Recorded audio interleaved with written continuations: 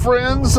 Today is a lucky day. I have the day off of work, and my wife has cleared her calendar. My wife works for herself and has set aside a day, and so we are on opposite sides of the town at the moment, but we are meeting in the middle at a place called Cactus Jack's. Cactus Jack's is the longest operating local arcade that I am aware of. I believe Cactus Jack's opened up in the Oklahoma City area in the 1970s.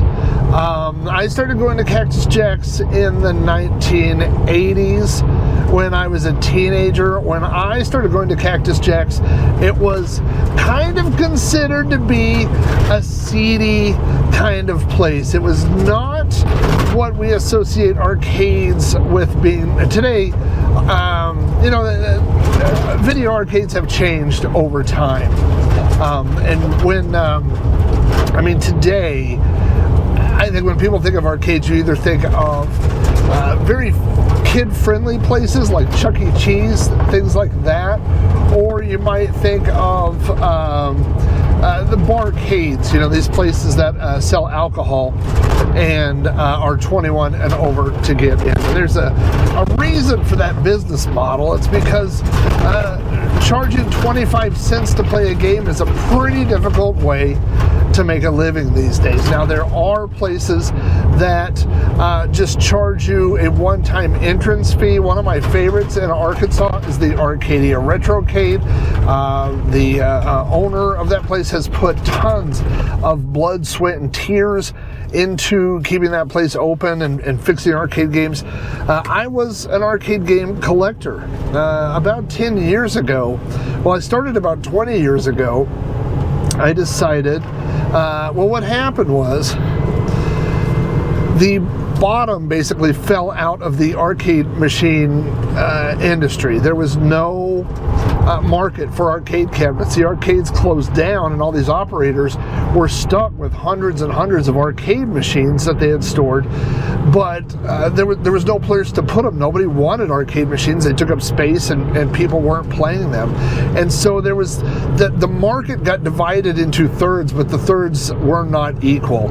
At one end is the low end was collector, not low end, but the oldest end were collector machines, things, classics that you would know of: Pac-Man, Miss Pac-Man, Donkey Kong, Centipede. Those, when you think of classic 80s arcade games, you had those.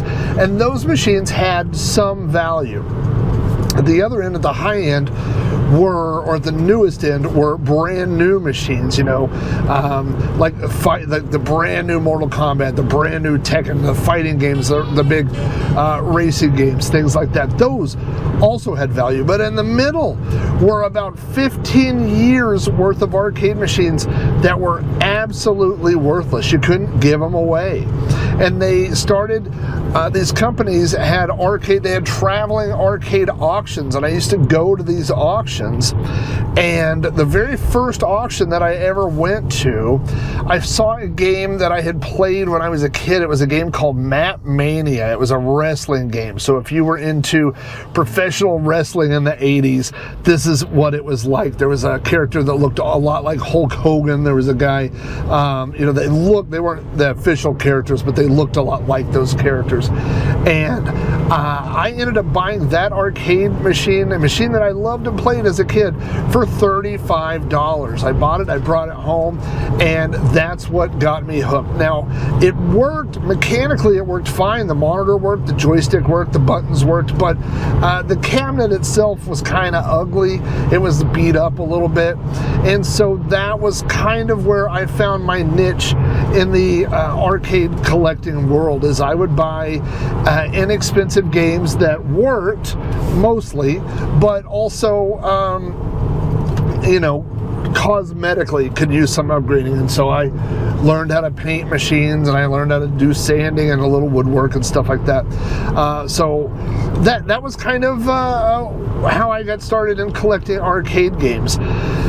Coincidentally, we bought a house a couple of houses ago that when we moved in had a shed, like a big wooden nice a workshop, really. It was like 14 foot by 40. It was a big, long shop.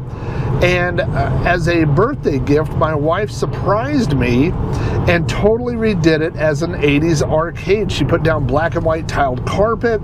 She put up neon lights. You know, she decorated the whole thing and then said I could do whatever I wanted with it. And so what I did was started collecting arcade games. So I started going to these auctions more and more. I had a pickup truck. My dad had a trailer, and I would go and I would never buy the nice ones. I would never buy the ones that were fixed up, you know, any of that. I would buy the ones that were in the lower end, you know, the cheap ones. I would pay $25, $50, you know, on a big day, $100, and bring these machines home. So over about a 10-year period, I owned over 100 arcade cabinets. The most I ever owned at one time was about 30. You know, I would buy one, and when I got tired of it, I would sell it or trade it to someone and get something else. But 30 was about the limit that I could fit in that building. So anyway, back to arcades. You know, today, like I was saying, when you think of arcades today, you know, it's either the kid-friendly stuff or, you know, the adult kind of bar places. But, you know, they weren't always that accessible. They weren't always that clean and friendly and sometimes safe. And Cactus Jack's was a little bit on the rougher side. Cactus Jack's had a little bit of a reputation for being a rough place. There were sometimes fights in the parking lot of Cactus Jack's. Again, this is going back a long time. This is 70s and 80s.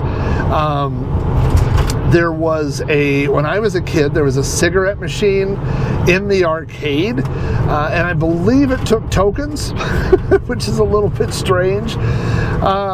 But it was a pool hall and an arcade and a few pinball machines. But that was kind of the gist of Cactus Jack's when I started going there as a kid. Also, Cactus Jack's was the place everybody went if you wanted older kids to buy you beer. There were convenience stores located on the same corner, and you could always talk one of the older kids into walking across and buying you a six-pack, and then they would usually keep half the six-pack. But anyway, also, the back door was always open at Cactus Jack's, and that's where kids went outside to smoke. And I don't mean kids that were old enough to smoke. That's where I was not a smoker, but that's where everybody went. So anyway, you know, over the years, my town of a population of less than 30,000 people had like 5 arcades, like 5 dedicated arcades, and that doesn't include the games that were at the skating rink, the games that were at the bowling alley. You know, every place had arcade games. And then as what happens, you know, fads go away, things change, all those arcade games went away. People got Nintendos and Super Nintendos and PlayStations, and over time you could play those games the same quality that you were playing at the arcade. Of course, you know, like back in the original days, like Atari, the games stunk. The Atari games, I mean, I love Atari games, but they weren't anywhere near the quality of what you got in the arcade. But over time, home consoles and computer games got better and better to the point where people just didn't go to arcades anymore. And so all those arcades basically went out of business, except for Cactus Jack's. Cactus Jack's has remained open. It is the oldest around here, the oldest running arcade. It's one of the oldest running arcades that I've ever heard of. And I've been to a lot of the major arcades around the country. I have been to Fun Spot in New Hampshire. I've been to, of course, Arcadia, the 1984 arcade, the Underground Retrocade in Chicago. Like, I've been to all these big arcades, you know. But Cactus Jack's is my local arcade, and they have over time made changes to stay relevant. One of the things they have done over the past several years is they have made a large switch over to pinball tables. So it's still an arcade game, or I mean, it's still an arcade. There are lots of arcade machines and stuff, and there are they have some newer machines. They have the Star Wars environmental pod game that I'm really excited to play today. They have a lot of modern-ish driving games, and those are all a lot of fun to play. They also have my favorite area, the retro section. They have many of the classics. I always like to play. They have Joust, they have Defender, they have Donkey Kong, they have Pac-Man, they have all those classics, so that's a fun area. But on the side, they've also opened up a pinball area, and I believe I read online that they have 75 pinball machines. It is an amazing pinball collection. Every time I go there, there is a tech working on the pinball machines. Everything there, they keep everything up to date. There's a lot of kids stuff in the middle of the arcade because, arcades to kids are different than what arcades are to me. Like, to me, when I say I want to go to an arcade, I want to put quarters in a machine and I want to, play Donkey Kong or whatever. And when my kids want to go to an arcade, they want to get tickets. They want to basically do, video gambling is what they want to do. They want to, hit the stopper when the light goes by and win so many tickets. And so, that's not for me, but I appreciate it because that allows multiple generations to enjoy it. So you don't have to play the stuff you don't like. I play the stuff that I like. So anyway, we're almost at Cactus Jack's. It is located near Northwest 10th and Council Road in Oklahoma City. So if you are, it's literally 1 minute off of the Interstate I-40. So if you're driving across Oklahoma, going through Oklahoma City on I-40, you can get off on Council and head over to Cactus Jack's. This is not a Cactus Jack's is not paying me for this endorsement, but I have spent so much time here. Literally grew up hanging out in this arcade, and I am very, very lucky that it is still open.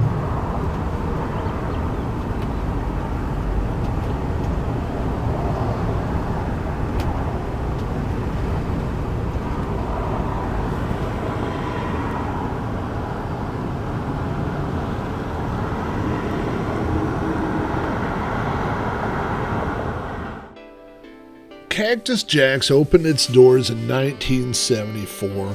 Now, back then it was mostly a billiards and pinball table place, but over the years it's gone through a lot of changes. Today the arcade is kind of divided up into multiple sections. Starting at the far left, there are still some pool tables down there. Then there are some more modern video games, and in the middle are those ticket redemption games for the kids. Right by the front door is a retro game section, and then finally, off to the far right, is all the pinball tables, which have been moved into their own room. It's been a while since I've been here, and so I had a good time just walking around and looking at all the newer machines, stuff that I just don't seem to see anymore out in the public. One of the first games my wife and I played was this Transformers game, which isn't really my style of game, but it turned out to be quite a lot of fun. It was easy for both of us to take turns shooting at enemy robots. Next up was the Star Wars Environmental Pod. I've only played this machine one other time when I was visiting the Mall of America in Minnesota. From the outside, it doesn't look that impressive, but once you get inside, man, it is a pretty amazing experience. Next, we played the 4-player Pac-Man Battle Royale, which is a lot of fun if you've never played this. Not only are you running from the other ghosts, but you can eat the power pellets and you can eat the person you're playing with. So I had a good time playing this with my wife, and I won every time. I also took first place in this racing game where we raced against one another. I've been playing racing games my entire life, so this was a pretty easy win for me. Once I had a few wins under my pocket, we went over to the basketball game. And I have to tell you, her precision shots won out over my rapid fire style. She did beat me in the basketball game. And then she went ahead and schooled me in skee-ball. My wife is really good at skee-ball, and I did not stand a chance here. Oh. Something I had never seen before was this silly rampage machine, which claimed to shock you. Basically, these handles just vibrated, and depending on the setting, it would either vibrate a little or a lot. And it kind of gave that impression that you were being shocked, but as silly as it sounds, it was a lot of fun. After trying to beat me in a round of beer pong, as if, we went over to the pinball room. Now again, the pinball machines are separate from the rest of the arcade. They take quarters. They have pinball machines dating back, I think, to the 1970s, maybe even earlier than that. They have a huge selection of pinball machines. I believe it's about 75 machines.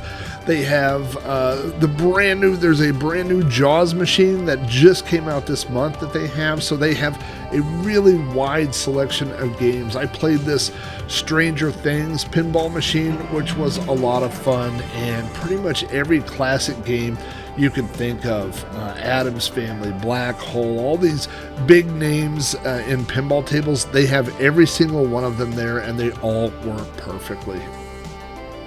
After playing a little bit of pinball, we went over to the retro gaming section. Now, if you know my wife, she can smell a Tetris machine from 100 miles away, and so while she went straight to the Tetris machine, I tried my hand at Donkey Kong. Now, I have actually spent quite a bit of time practicing Donkey Kong, and don't mind saying, I still got it.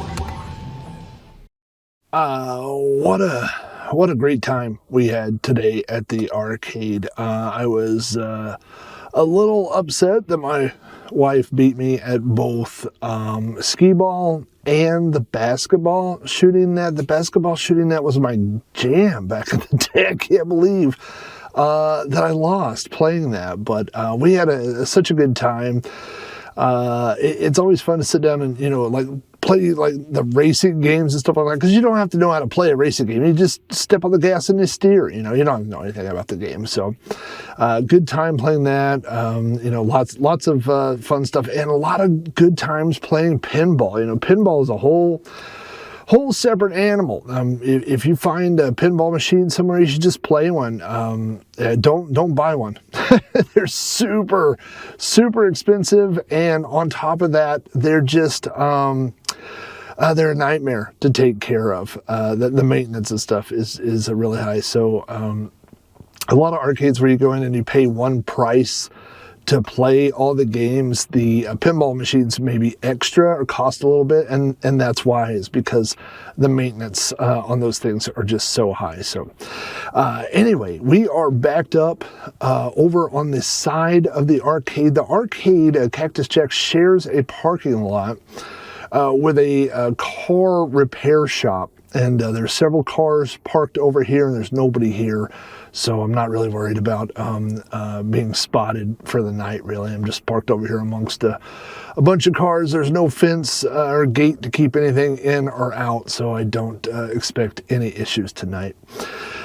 But after such a fun day at the arcade, I wanted to bring a project to set up. And so I promise you, I'm not going to turn this into a technical podcast or technical video series or even a technical episode, but I want to tell you about this. It sounds like I'm selling something. I'm not. But you may or may not be familiar with a relatively new computer. They're a few years old, five years old maybe, called the Raspberry Pi.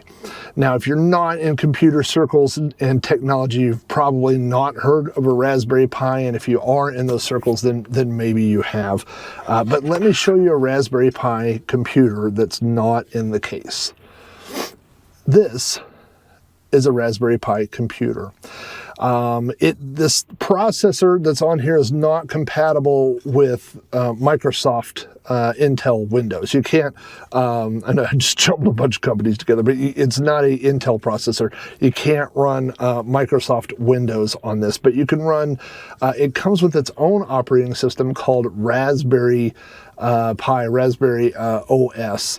And but you could put different flavors of Linux and do different things like that. So this is more of a tinkerer's person computer. Most people would not buy this as like their main computer to be on their desk. Now, when these first came out, the goal was, they said they would cost $25. So this is an actual computer that costs $25. They've gone up in price because the processors have gone up. They've added more RAM. They made them faster. Every other year they have a new one. So the latest one that's come out is a Raspberry Pi 5. This is a Raspberry Pi 3. Again, I don't want to get into the technical mumbo jumbo too much on this, but I will just show you, just as far as computers go, there are 4 USB ports right here. There's a network connection. Over here, you'll see a plug for speakers, if you wanted to hook up speakers. There's an HDMI to hook up your to a monitor. Instead of a hard drive, it uses an SD card for storage, or micro SD card. And then you have these extra pins that you can sometimes buy accessories that plug into that. But that is essentially what a Raspberry Pi computer looks like. Now, I went on either Amazon or eBay. I have about 5 or 6 of these. I don't know that I have that many anymore, but every one of them I have tied up in a project because they're so inexpensive. I have one in my I set up like a clubhouse. Looks like a lobby to a movie room, and I set up a Raspberry Pi and I put a whole bunch of movie posters, copied movie posters to it, and hooked it up to an old flat screen TV, so it looks like a movie poster display, except for it flips through the movie posters, and the code to show that took me like 2 minutes to write. It was no big deal. So you can you know, just take these computers and you can just assign it to a permanent thing. You don't have to, it's not like your home computer where you use it for a bunch of different stuff. You know, when they're $25 or $35 and you say, I just want a magic picture frame, you just buy one of these and it will run your whole project. So anyway, I went online and you can get these on Amazon or whatever. But I went on Amazon and I bought a case for mine. So don't let the case throw you off. But if you are familiar with old video game consoles, this looks like a mini Nintendo. Now, Nintendo actually sold a mini console. That's not what this is. I literally just bought a plastic case, and it is screwed together here. But if you notice, like on the front of the Raspberry Pi, can you see the USB ports and the network connection? And on the front of my Nintendo, my fake Nintendo here, if you open it up, you can see it's the same ports. It's just a Raspberry Pi that I put in this little case. Now, one of the cool things about the Raspberry Pi that I didn't show you is the power connector, which is a USB, it's not USB-C, it is USB micro. It's the one that's almost like USB-C, but this literally runs off of USB. And so what I have brought tonight, I brought a computer monitor with me. I thought I heard somebody. No, I don't think there's anybody else. So I brought a computer monitor with me. This is not, I need to get a permanent TV to hook up in here for this. As part of when I do my final build out, I will include something similar to this. So I've just got a computer monitor that I've got hooked up to my fakery battery. And then we're going to hook the Raspberry Pi up to just a regular old, one of these USB power packs and run it off of that. And literally it uses so little power that we could run it off that, you know, all night for sure. So let's get started hooking this stuff up and fire it up and see how it goes. So just like a modern TV, this uses an HDMI port. I've already run an HDMI cable to the monitor, so I just need to plug that in. In the front, as I mentioned, it has those USB ports. This is an old video game controller that I had, old computer. This is just a normal, regular old controller with a USB cable on the end. And so I'm going to plug that in. No matter which way you do it, it's wrong. And then there's a little cutout right here for the power. So we're going to plug this cable. This is a USB. Okay, I got that one right the first time. We'll get that set up there. So this is a thing you could download. It's a package. And there are different ones. This one is called RetroPie. And like again, without getting super technical, it has all these emulators built in that will play old video games. I'm a retro gamer. I've got on my Atari shirt this evening. So like if you like Nintendo, Super Nintendo, Sega Genesis, Atari, like old school stuff, this will even play like PlayStation games. That's about as new, I think, as this particular Raspberry Pi will go. But it will play any of those. And so basically you have to download those games and put them on your SD card. And you copy them over, and then RetroPie, which is the software, recognizes it, and then you have access to all these games. Hey, thanks for coming along on another ride with me. It's time for me to wind down here and get some shut-eye. So I'm going to try to be a little bit more consistent with my content. I've got some medical stuff going on right now that's slowed me down a little bit, but doesn't have me completely down for the count yet. So thanks for everybody who has come along for the ride, and for everybody who's bought me a coffee.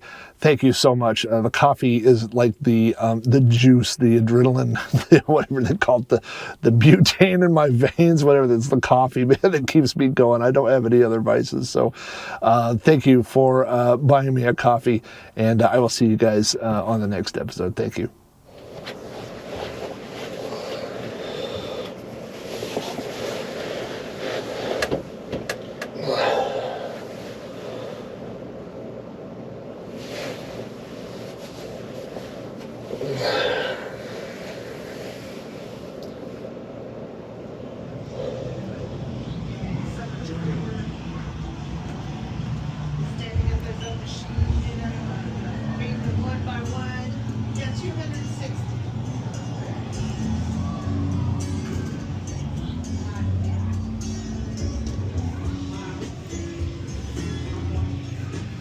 Probably just enough for that giant monkey.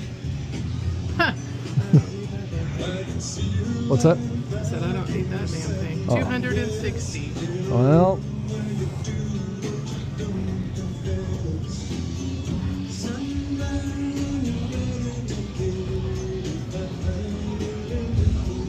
You might be in the middle aisle there. Yeah.